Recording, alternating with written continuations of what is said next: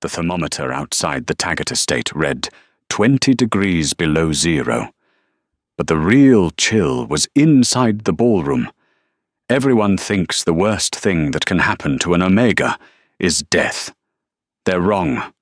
The worst thing is standing in a room full of people you grew up with, wearing a wedding dress that cost more than your father's house, and watching your destined mate point a finger at the door. They didn't just cancel the wedding. They didn't just break the bond. They stripped the coat off her back, opened the heavy oak doors, and threw Gillian Clark into the dark. She was expected to die within the hour. But they forgot one thing: the monsters living in the woods aren't always the ones you should be afraid of. Sometimes, the monster is the only one who will save you. The champagne in Gillian Clark's glass had gone flat 3 hours ago. She stood near the pillar of the Taggart estate's grand ballroom, gripping the stem of the crystal flute so hard her knuckles turned the color of old bone. The room was a sea of velvet tuxedos and silk gowns, the air thick with the scent of expensive perfume and the underlying, musky pheromones of high-ranking wolves. It was supposed to be her mating ceremony. It was supposed to be the night the Clark bloodline was finally elevated from destitution to royalty. Instead, the music had stopped. Bryce Taggart stood on the raised dais. He was handsome in the way a knife is handsome sharp, polished, and capable of cutting you if you held him wrong. He adjusted the cuffs of his bespoke jacket, his eyes scanning the crowd before landing on Gillian. There was no love in that gaze. There wasn't even hate. There was only the cold calculation of a man checking a ledger and finding a discrepancy. "Gillian," Bryce said. His voice wasn't loud, but in the silence of the hall, it sounded like a gunshot. "Step forward." Gillian's legs felt like lead. She smoothed the skirt of the ivory gown she hadn't wanted address Bryce's mother, Mrs. Taggart, had picked out because it hid her meager hips, and walked toward him. The crowd parted. She saw the faces of people she had known her whole life: the baker, Mr. Henderson, her old school teacher, Mrs. Gable. They didn't look her in the eye. They looked at the floor, or worse, they looked at Bryce with hungry anticipation. "I have consulted with the elders," Bryce announced, addressing the room rather than the woman standing 5 feet from him. "The Silver Creek Pack requires strength. We are surrounded by encroaching territories. We need heirs who can shift, who can fight, who can lead." He turned to Gillian. "You are 22 years old, Gillian, and you have never shifted. Not once." A murmur rippled through the crowd. In werewolf society, a latent wolf, one that couldn't physically transform, was considered a genetic dead end, a liability. I can still feel the pack bond." "Bryce," Gillian whispered, her voice trembling. "My grandmother was a late bloomer. It happens. Please."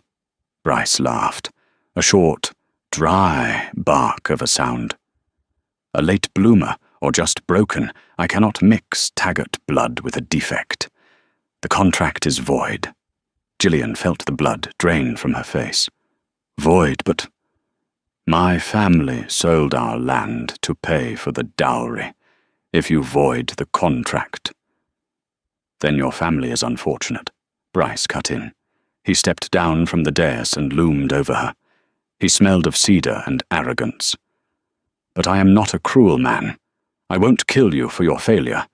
But you cannot stay here. An unmated, wolfless female has no place in Silver Creek." From the shadows of the stage, a woman stepped forward. Lydia. She was tall, luscious, and had shifted for the first time at 13. She was wearing a red dress that looked like a spilled wound.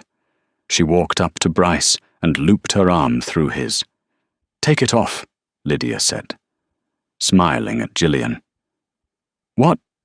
Gillian breathed. The dress, Lydia said, her voice dripping with mock sweetness. It belongs to the future alpha female. That isn't you, sweetie. And the coat, that's Taggart fur. Bryce nodded to his security detail. 2 massive enforcers. Men Gillian had shared lunch with in the pack cafeteria just last week. Stepped forward. They didn't speak. One grabbed her arm. The other grabbed the delicate lace of the bodice. "No, please!" Gillian screamed, trying to pull away. "Bryce, don't do this. It's freezing outside." "Then you better start running," Bryce said, turning his back on her. "Maybe the exercise will finally trigger that wolf of yours." The sound of tearing fabric echoed through the hall. They stripped her of the outer layers, leaving her in just the thin silk slip and her undergarments. The shame burned hotter than fire.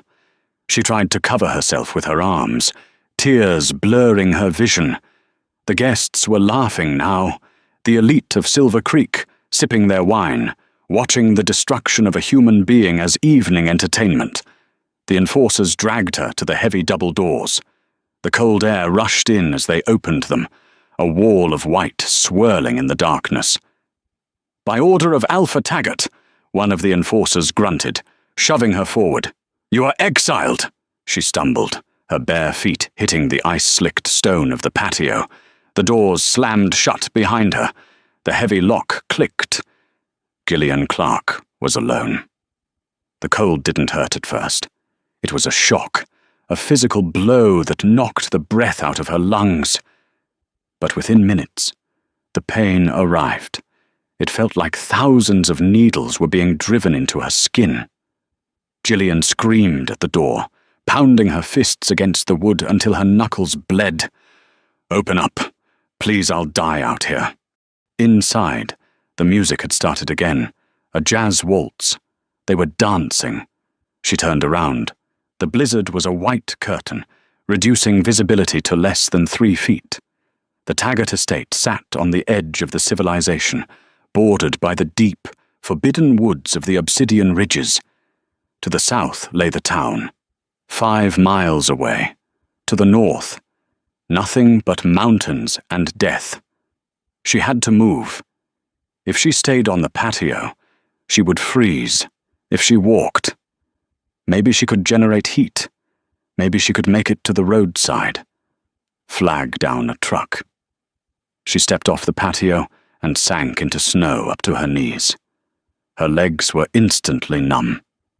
She trudged forward, the wind whipping her hair across her face, blinding her. 1 step, another step. Don't stop. Her mind began to fracture as the hypothermia set in. She thought about her father, a weak man who had gambled away their savings, pinning all his hopes on her marrying Bryce. He wouldn't come for her. He was probably inside, apologizing to Bryce, trying to salvage a business deal out of his daughter's disposal. 10 minutes. That was all it took for her body to start shutting down. Her movements became jerky. Her thoughts slowed like molasses. The trees of the Obsidian Ridges loomed ahead, dark sentinels against the grey sky. She stumbled over a hidden root and fell face first into the snow. It was surprisingly soft. It felt like a bed. "I'll just rest," she thought, her eyes closing. Just for a minute. The cold stopped hurting. It started to feel warm, a gentle embrace lulling her to sleep. This was the end. Gillian Clark, the girl who couldn't shift, dying as a frozen statue in the woods. Crunch. The sound was heavy, deliberate. Crunch, crunch. Footsteps, but not human. They were too rhythmic, too heavy. Gillian forced her eyes open. Through her frozen lashes, she saw a shape emerging from the tree line. It was massive. A wolf, but larger than any she had ever seen in the Silver Creek pack. Its fur was midnight black, absorbing the little light that remained. Its eyes were burning gold. It stood over her, steam rising from its nostrils. Gillian couldn't move. She couldn't even shiver any more. So this is it, she thought. The rogues have come to eat the leftovers. The wolf lowered its massive head, sniffing her neck. The heat coming off its body was intense. It growled, a low rumble that vibrated through the ground and into her chest. Then, the impossible happened. The sound of bones cracking and reshaping echoed through the storm. The massive beast stood on its hind legs, shrinking, shifting, until a man stood there. He was naked, as all wolves were after a shift. But he didn't seem to notice the cold. He was towering, easily 6'5", with a body carved from granite and scarred by violence. A thick beard covered his jaw, and his hair was long, matted with snow. He looked down at her with eyes that held no pity, only a fierce, terrifying intensity. He didn't ask if she was okay. He didn't ask her name. "You're on my land," the man said. His voice was like grinding stones. "Help!" Gillian squeaked, the word barely a vapor. The man looked back toward the lights of the Taggart estate, glowing faintly in the distance. He spat into the snow. He looked back at her, his gaze lingering on the torn silk of her slip, the blue tinge of her lips. "They threw you away," he stated. It wasn't a question. He crouched down, his face inches from hers. He smelled of pine, blood, and wood smoke. "If I leave you, you die. If I take you, there is no going back. You belong to the mountain." Gillian couldn't speak.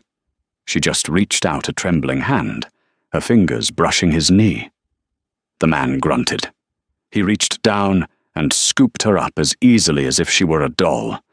The heat radiating from his skin was painful against her frozen flesh, but she buried her face in his chest, seeking it out. "Hold on," he growled, "and don't die on me. I hate digging graves in frozen ground." He turned and walked into the darkness of the obsidian ridges, carrying the rejected bride into the heart of the storm. Consciousness returned to Gillian in slow, agonizing waves. The first thing she registered was the smell. Coffee. Strong, black coffee, and burning wood. She gasped, sitting bolt upright. Pain shot through her limbs, the pins and needles of circulation returning to extremities that had been dangerously close to frostbite. She was in a bed. A massive bed with rough-hewn wooden posts, piled high with heavy furs and wool blankets. "Easy," a voice said from the corner. Gillian scrambled back against the headboard, pulling the furs up to her chin. The room was a cabin, but not a rustic, charming vacation spot. This was a fortress. The walls were thick logs. The windows were small and shuttered. A massive stone fireplace dominated one wall, a roaring fire casting dancing shadows across the room. Sitting in a leather armchair by the fire was the man. He was dressed now, wearing dark flannel, heavy work boots, and jeans that had seen better days. He was sharpening a knife with a whetstone. Swing, swing. The rhythmic sound was hypnotic and terrifying. "Who are you?" Gillian asked, her voice raspy. He didn't look up. "Drink the mug on the table. It has willow bark and honey. It'll help the fever." Gillian looked at the bedside table. A steaming ceramic mug sat there. Her thirst outweighed her fear. She grabbed it and drank greedily. The warmth spread through her chest. "Where am I?" she asked, putting the mug down. "Sector 4, Deep Woods," the man said. He finally looked up. His eyes were that same piercing gold. In the firelight, the scars on his face were more visible. 3 claw marks raked down the left side of his neck, disappearing under his shirt. "About 10 miles from the Taggart border. 10 miles!" Gillian gasped. "How long have I been asleep?" 2 days. 2 days." She threw the covers off, intending to jump out of bed, but realized she was wearing a t-shirt that was 5 sizes too big for her. It smelled like him. She froze. "My clothes." "Burned them," he said flatly. "They were useless silk rags. You need wool up here." He stood up. The room seemed to shrink. He was overwhelmingly large. He walked over to the stove and poured himself more coffee. "I need to go back," Gillian said, though the words tasted like ash. "My parents, they don't know." "Your parents signed the exile papers yesterday morning," the man said. He reached into his back pocket and pulled out a crumpled piece of paper, tossing it onto the bed. Gillian picked it up with trembling fingers. It was an official decree from the Silver Creek Council. Termination of parental rights and citizenship. Signed by Bryce Taggart, witnessed by her father, Thomas Clark. "They erased you," the man said. He took a sip of his coffee, watching her over the rim. As far as Silver Creek is concerned, Gillian Clark froze to death on Tuesday night. A tragic accident. Gillian stared at her father's signature. The betrayal cut deeper than the cold ever had. She crumbled the paper, a sob escaping her throat. She curled into a ball, shaking. She expected the man to tell her to shut up, or to leave. Instead, the mattress dipped. He sat on the edge of the bed. He didn't touch her, but his presence was a heavy, grounding weight. "Tears won't heat this cabin," he said quietly. "Anger will." Gillian looked up at him, wiping her eyes. "Who are you? Why did you save me?" The man looked at the fire. A shadow passed over his face, a look of ancient, weary sadness. "My name is Cairo," he said. The name hit Gillian like a physical blow. She stopped breathing. Everyone knew the story. The boogeyman of the North, the exiled king. 5 years ago, Cairo Volkov had been the alpha of the strongest pack in the state. Then, he had gone mad, so the stories said, massacred his own council, and vanished into the mountains. Mothers used his name to frighten children into behaving. "Cairo Volkov," she whispered, inching away from him. "The Mad King." Cairo let out a humorless chuckle. "Is that what Bryce calls me these days? Creative?" He turned to face her fully. "I'm not going to hurt you. Gillian, if I wanted you dead, I would have left you in the snow for the crows." "Then what do you want?" "I want to know why," Cairo said, his eyes narrowing. "Why did the Taggart heir throw away a catalyst?" Gillian frowned. "A what?" "A catalyst," Cairo repeated. He reached out, his calloused hand hovering near her face. "You don't know. Do you? You think you're wolfless." "I am," she said shamefully. "I've never shifted." "Because you were poisoned," Cairo said. The silence in the cabin was deafening. The fire popped, a log settling into the embers. "What?" Gillian asked. "I smelled it on you the moment I picked you up. Wolfsbane mixed with silver nitrate, diluted over years. Someone has been suppressing your wolf since you were a child." "Gillian," Cairo's jaw tightened. "And I intend to find out who. Because the only reason to suppress a wolf like yours is if they are terrified of what you will become." Gillian stared at her hands. "Poisoned by who? Her parents?" "Bryce." "Why do you care?" she asked. Cairo stood up, walking back to the window to peer out at the snow-covered forest. "Because the Taggarts took everything from me, too, and I think it's time we took something back." He turned to her, and for the first time, the terrifying intensity in his eyes looked like hope, or perhaps vengeance. "Get dressed. Gillian, we have work to do." The process of removing 15 years of poison from the bloodstream was not a medical procedure. It was an exorcism. Cairo had spent the morning foraging for roots that grew deep beneath the frost line, devil's claw and winterbane. He crushed them into a paste in a mortar made of volcanic rock, his movements efficient and silent. Gillian watched him from the bed, her body aching with a phantom fever. She felt hollowed out by the revelation. Her parents hadn't just neglected her, they had actively clipped her wings to keep her grounded. "This is going to hurt," Cairo warned, approaching the bed with a bowl of dark, viscous sludge. "It will force your body to reject the toxins. You will vomit. You will burn. You will wish I had let you freeze." "Do it," Gillian said, her voice steady despite the fear fluttering in her chest. She had nothing left to lose. He handed her the bowl. It smelled like sulfur and old earth. She drank it in one gulp, gagging as the sludge slid down her throat. For the first 10 minutes, nothing happened. Then, the fire started. It began in her stomach, a roiling heat that quickly spread to her veins. Gillian gasped, clutching her stomach.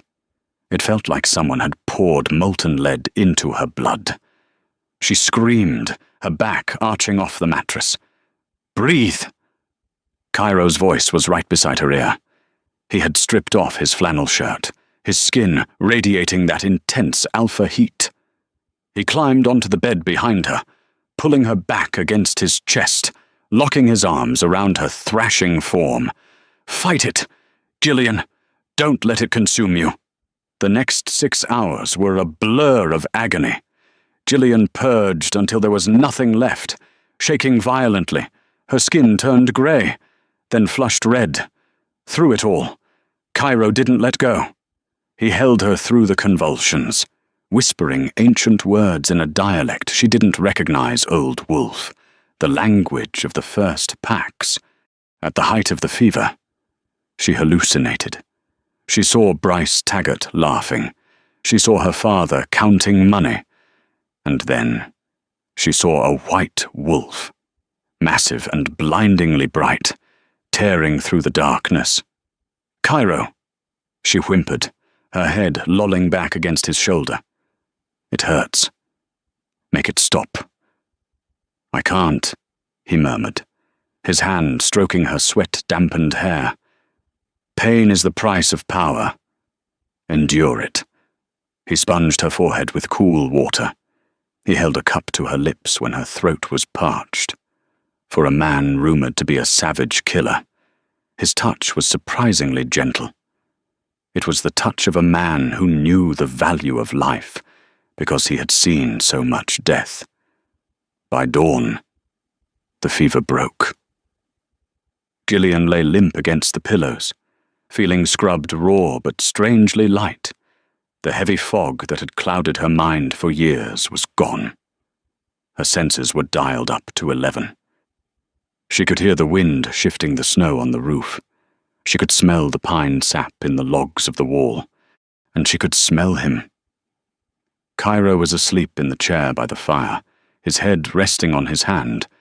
To her new nose, he didn't just smell like wood smoke anymore. He smelled like home, like rain on dry earth, like safety. She sat up. Her muscles were sore, but they felt different, denser, charged with electricity. Cairo's eyes snapped open. He didn't groggily wake up. He went from asleep to alert in a nanosecond. He looked at her, his golden eyes scanning her face. "Your eyes," he said, his voice rough with sleep. Gillian scrambled to the small mirror hanging over the wash basin. She gasped. Her eyes, usually a dull hazel, were now a vibrant, swirling amber. Not quite the gold of an alpha, but bright, predatory, and alive. "The poison is gone," Cairo said, standing up and stretching. His back muscles rippled. "Now, we see what you really are." "What happens now?" Gillian asked, touching her face. Now, Cairo said, walking to a hidden cabinet in the floorboards and pulling out a heavy, leather-wrapped bundle. Now I teach you how to kill a Taggart. He unwrapped the bundle to reveal 2 combat knives and a sleek, matte-black handgun. I don't know how to fight, Gillian said. You're a wolf, Cairo corrected. You know how to kill. You just forgot. He tossed her a knife. She caught it by the handle, her reflexes faster than she anticipated. We have a month before the winter solstice, Cairo said. That's when the council meets. That's when we take them down. But first, we need proof. We need to know who supplied the poison. How do we find that out? Cairo smiled, a sharp, dangerous expression that made her heart race. We're going to pay a visit to the only man in the territory who hates Bryce as much as I do. We're going to the Rat King. The town of Black River sat on the edge of the Taggart territory, a grim collection of dive bars, mechanic shops, and motels that rented rooms by the hour. It was a no-man's land, a neutral zone where pack laws were loose, and money was the only alpha. Cairo had driven them down from the mountain in a battered, rusted pickup truck he kept hidden under a tarp. Gillian wore a beanie pulled low over her ears and an oversized aviator jacket Cairo had given her. She felt like a spy in a bad movie, but the adrenaline thrumming in her veins was real. Keep your head down, Cairo instructed, as they parked behind a dilapidated warehouse known as the Rusty Hook. Don't make eye contact. If someone touches you, break their wrist. Can you do that? I think so, Gillian said. Don't think. No. They entered the warehouse. The air was thick with cigar smoke and the smell of cheap beer. In the center of the room, a fighting pit was set up. 2 large wolves were grappling in human form, blood spraying onto the concrete. The crowd roared. Cairo moved through the crowd like a shark parting water. People stepped out of his way, their instincts warning them of a predator far higher on the food chain than they were. They headed for a steel door in the back. A massive bouncer blocked their path. Private game, the bouncer grunted. Cairo didn't slow down. He grabbed the bouncer by the throat and slammed him into the wall with enough force to crack the plaster. He leaned in, whispering something in the man's ear. The bouncer's eyes went wide. He paled and quickly stepped aside. Opening the door, inside was an office that looked surprisingly corporate. Leather sofas, mahogany desk, and a man in a tailored suit counting a stack of cash. This was Garrick, known as the Rat King because he controlled the underground trade of the entire state. He was a weasel of a man, thin and wiry, with eyes that darted everywhere. Cairo Volkov, Garrick said, not looking up from his money. I thought you were dead, or crazy, or both. Disappointed, Cairo asked, sitting on the sofa without being invited. He pulled Gillian down beside him. Bad for business if you're alive, Garrick said. He finally looked up, his gaze sliding to Gillian. And who is the little bird she smells? Potent, like unexploded ordnance. She's none of your concern, Cairo growled. I need a name.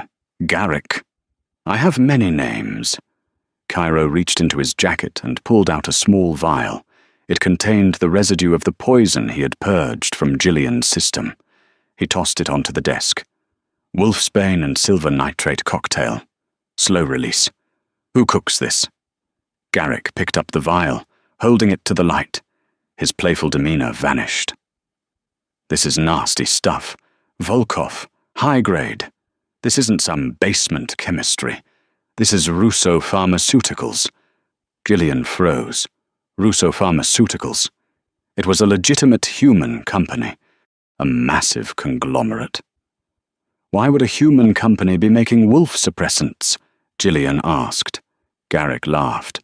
Oh, sweetie, You think humans don't know about us. The rich ones do, and they pay very well to keep us manageable.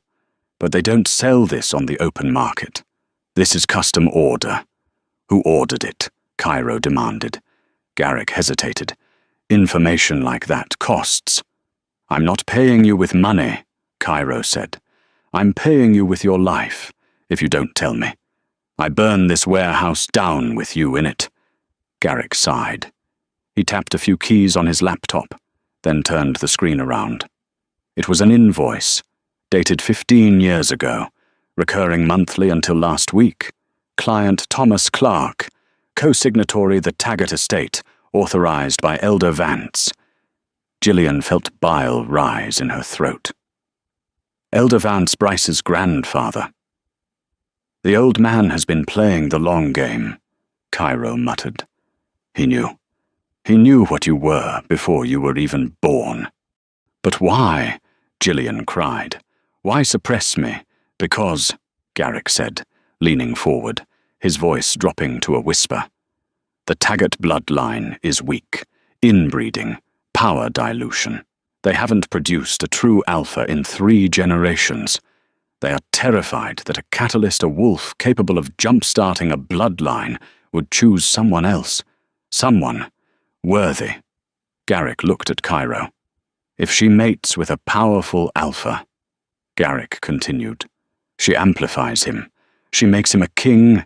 If she had mated with Bryce, he would have been unstoppable. But Bryce is an idiot. He didn't know what she was. Only the grandfather did. Bryce threw away the crown, Cairo realized. A dark smile spread across his face. Suddenly, the alarm on Garrick's desk blared. Red lights flashed. Trouble, Garrick said, checking a monitor. Taggart enforcers. 4 SUVs. They're here for a raid. They followed us, Gillian asked, panic rising. No, Cairo said, standing up and pulling out his gun. They're here for Garrick. Loose ends. Out the back, Garrick shouted, grabbing a shotgun from under his desk. Go! The door exploded inward. Wood splinters flew everywhere. Cairo shoved Gillian behind the heavy oak desk just as bullets began to fly. The noise was deafening. Cairo returned fire, his aim deadly accurate. 2 enforcers dropped in the doorway. We need to move.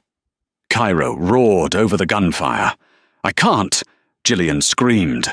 There are too many. Trust your instincts. Gillian Cairo grabbed her hand. Run. They sprinted toward the back exit. An enforcer crashed through a window, blocking their path. He was huge, shifted into a half-wolf form, claws dripping. He lunged at Gillian. Time seemed to slow down. Gillian didn't think. She didn't cower. A growl ripped from her throat, a sound that didn't sound entirely human. She dropped to her knees, sliding under the enforcer's lunge, and drove the knife Cairo had given her upward. The blade sank into the enforcer's femoral artery. He hauled and collapsed. Gillian stood up, covered in blood that wasn't hers. She looked at Cairo. He was staring at her with a mix of shock and ferocious pride. Not bad for a defective goods, he grinned. They burst out the back door into the freezing night, the sound of sirens wailing in the distance. They had the proof. And for the first time, Gillian knew she wasn't the prey anymore. She was the hunter. The drive back to the cabin was silent, but the air between them was electric, the brush with death, the revelation of the conspiracy, and the violence had stripped away the last layers of awkwardness between them. When they finally stumbled through the door of the cabin, the adrenaline crash hit them both. Cairo locked the door and threw another log on the fire. He turned to look at Gillian. She was still wearing the blood-spattered jacket. Her hair wild, her eyes glowing in the dim light. You fought well, he said, his voice low. I killed him, Gillian whispered, looking at her hands. She was shaking, the reality setting in. I killed a man. He was going to kill you, Cairo said, stepping closer. He took her hands in his. His grip was warm and solid. You defended your pack. My pack? Gillian looked up at him. I don't have a pack. I'm an exile. You're with me, Cairo said. That makes you a pack of 2. He reached out and wiped a smear of dirt from her cheek. His thumb lingered there, rough against her soft skin. Gillian's breath hitched. The pull she had felt in the woods, the gravity that drew her to him, was suddenly overwhelming. Why did they fear me so much?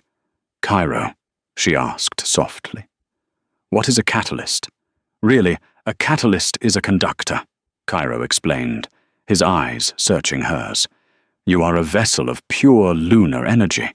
You don't just shift, you resonate. If you mate with an alpha, you don't just bear his pups. You take his power and you double it. You heal him. You make him immortal in every way that matters. He stepped closer, his body pressing lightly against hers. She could feel the heat radiating off him, burning through her clothes. Elder Vance knew that if you mated with Bryce, you would realize he was weak, Cairo murmured. The bond wouldn't take. You would have rejected him eventually. And then you would have looked for a real alpha. They couldn't risk that. So they kept you drugged. They kept you small. And now, Gillian whispered. Now you are waking up, Cairo said. His voice dropped an octave, turning into a growl that vibrated in her bones. And I have never wanted anything more in my life. Gillian didn't retreat. She stepped into him. She reached up and tangled her fingers in his long hair, pulling his head down. Then take me, she said. Make me strong. Cairo didn't hesitate. He kissed her. It wasn't a gentle, tentative kiss. It was a collision. It was hunger and desperation and 5 years of loneliness crashing into a lifetime of rejection.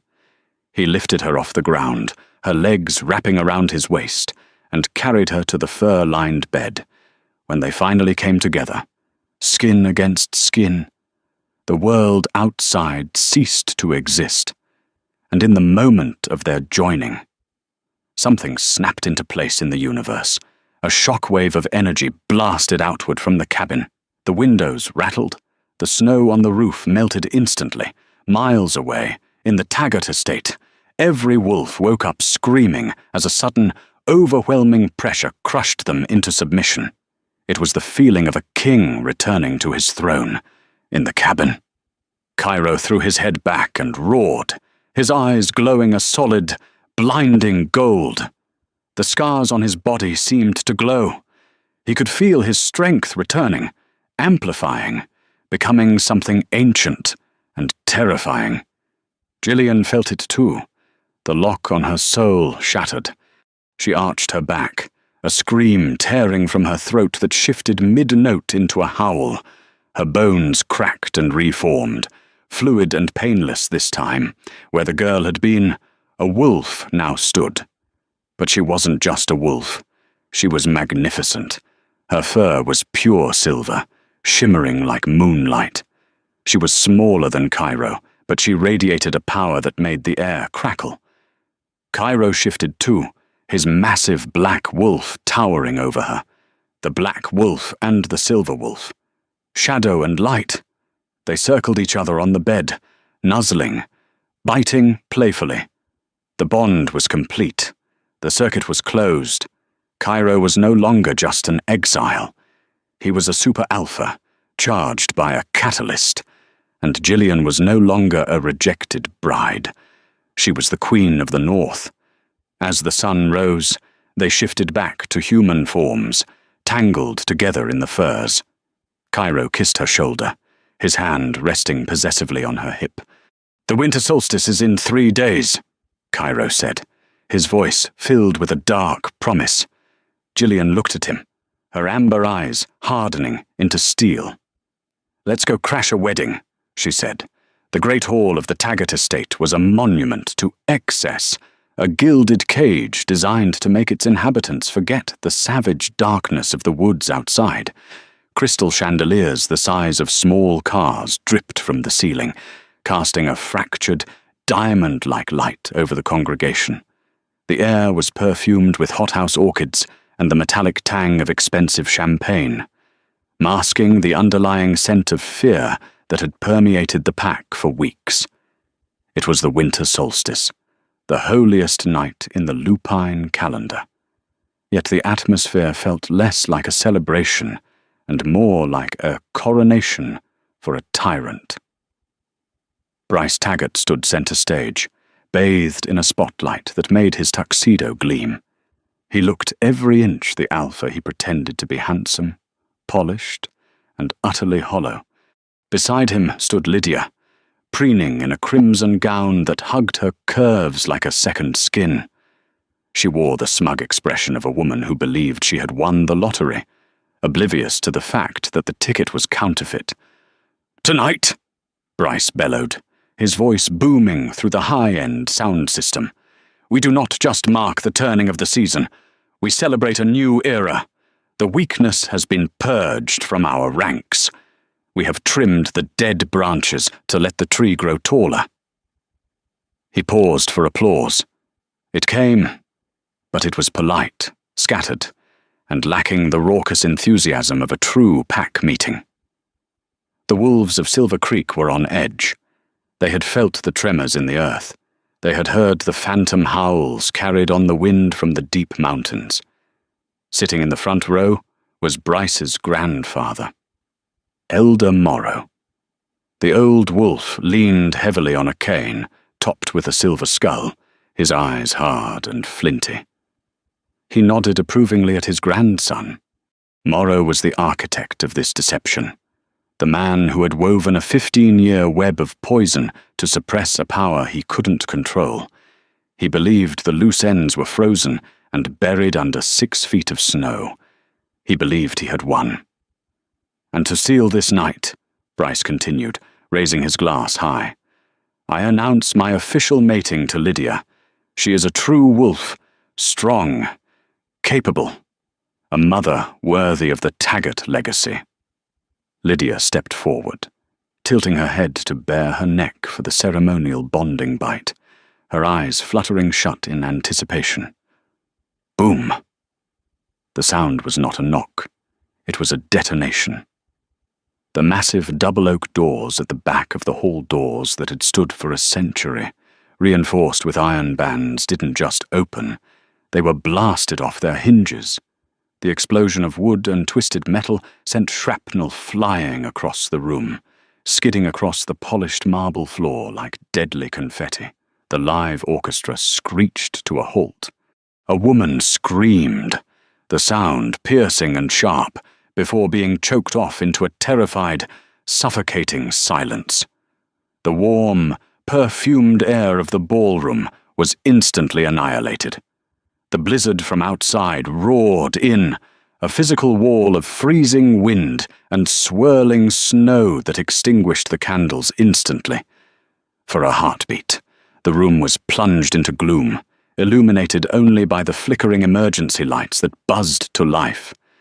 Then, in the swirling white vortex of the doorway, 2 pairs of eyes ignited. One pair was a burning, molten gold, the eyes of a predator who had tasted hell and found it wanting. The other was a luminous, electric amber, bright, ancient, and terrifyingly clear. Cairo Volkov stepped out of the storm and into the light.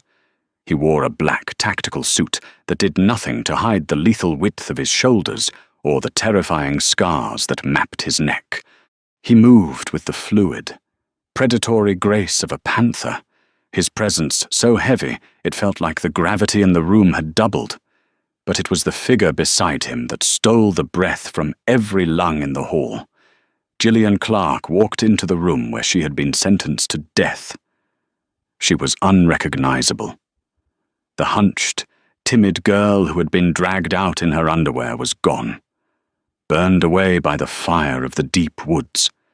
In her place stood a queen carved from ice and vengeance. She wore a gown of midnight blue velvet that seemed to absorb the light. cut high to reveal a leg defined by hard-earned muscle. A fur cloak, real timber wolf fur. The pelt of a challenger Cairo had slain, draped over her shoulders, declaring her status to anyone who knew the old laws. She didn't look at her parents, who were cowering near the buffet table. She didn't look at the guests. Her gaze was locked on the dais. "I believe," Cairo's voice rumbled, projecting to every corner of the silent hall without the need for a microphone, "that you are sitting in my chair." Bryce turned the color of ash. The champagne glass slipped from his fingers, shattering on the floor with a sound that seemed deafening in the quiet. "Cairo, you're dead. The mountains. No one survives the mountains." "Disappointed?" Cairo asked. He began to walk down the center aisle.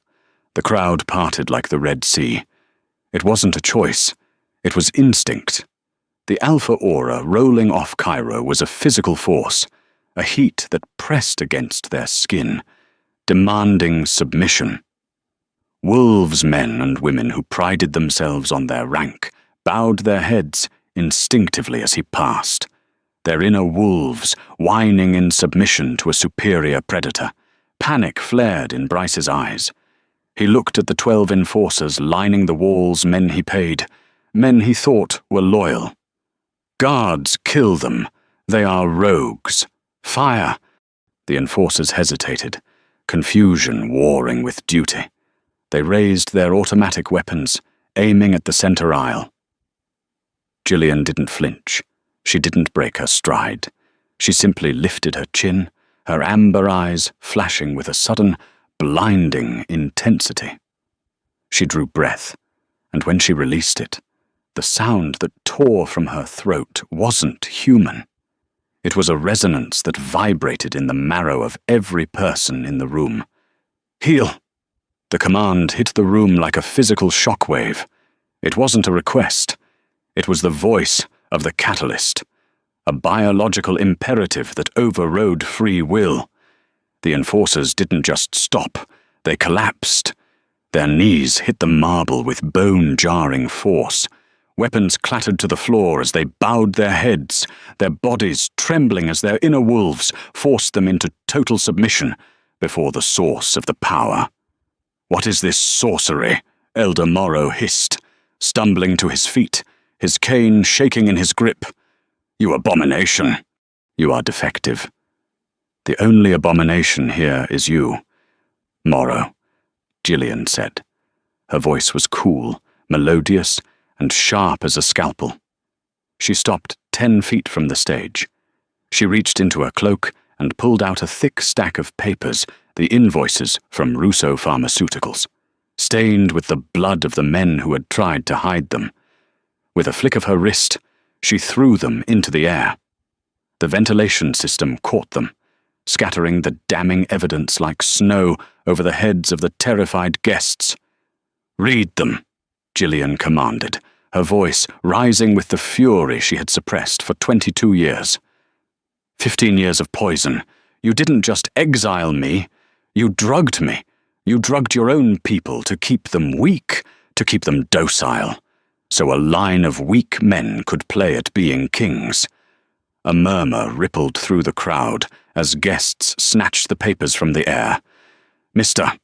Henderson," the baker, read one and looked up, his face twisting in horror. "Mrs. Gable." The teacher gasped, clutching the invoice to her chest. The betrayal was absolute. "She's lying," Lydia shrieked, her voice shrill and desperate. She shoved Bryce, trying to spur him into action. "Do something, she's a wolfless freak killer." Gillian turned her gaze to Lydia. She smiled. It was a smile that promised no mercy. "Am I?" Gillian stepped back, giving herself room.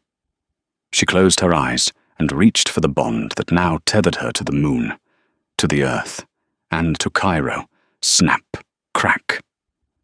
The sound of shifting bones echoed like gunshots. Usually, a shift was painful to watch, a grotesque rearrangement of anatomy, But this was different. This was fluid. It was art. 1 second she was a woman in velvet. The next, a massive silver wolf stood in the center of the hall. She was magnificent. Her fur didn't just reflect light, it seemed to generate it, shimmering with an ethereal, lunar glow. She was sleeker than a male, but the muscle coiled beneath that silver pelt was undeniable. She threw her head back and howled a sound of pure, unadulterated power that shattered the crystal champagne flutes on the tables and cracked the window panes. The pack felt it. The resonance.